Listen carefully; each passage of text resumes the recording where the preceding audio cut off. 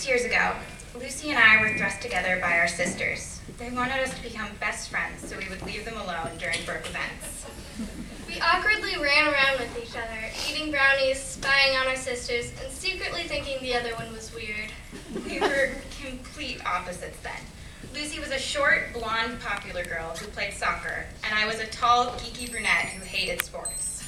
And although we would hang out at Burke parties, we were never really friends.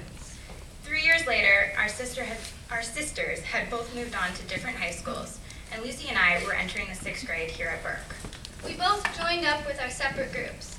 I knew Grace from being the only two 6th graders at soccer preseason, and Zoe knew Hazel from being the only two 6th graders at the play auditions. About halfway through the year, we started talking and became a close trio that was me, Lucy, and Hazel. So like many people do when they get bored, we made a band. We were called the Dangerous Cake Lovers. Well, actually, we had originally planned on being called the Creamsicles, but the point is, we were great. No, we weren't. What are you talking about? We were the talk of the grade. That's because we made up songs about mice being lactose intolerant and meeting your maker. We were the laughing stock of the grade.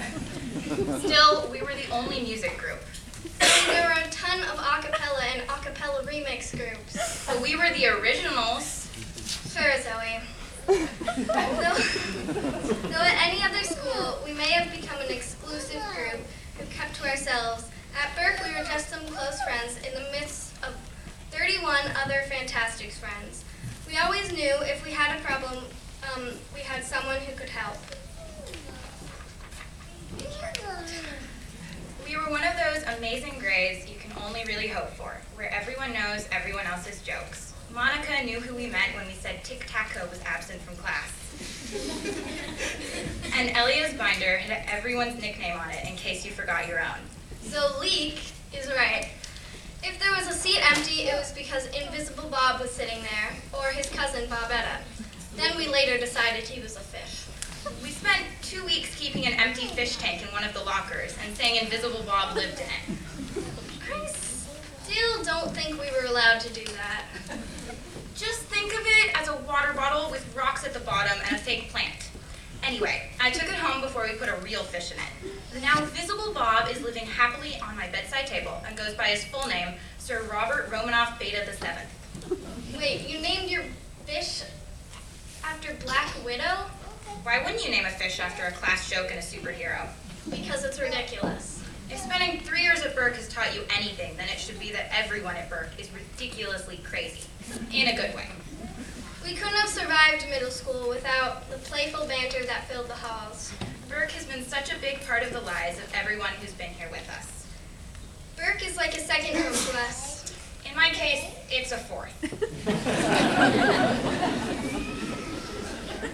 We all owe so much to Burke. It has shaped who we are now and set us on the path to becoming who we want to be. We have made some of the greatest friends we will ever make here at Burke.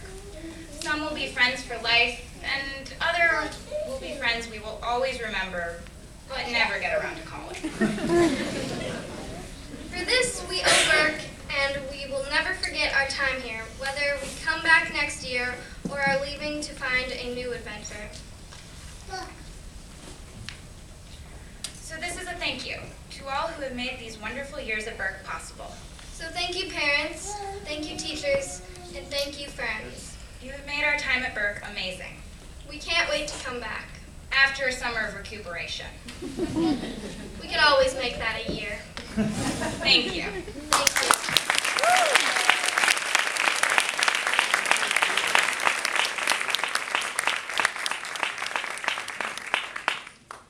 Thanks for that, Zoe. I can speak.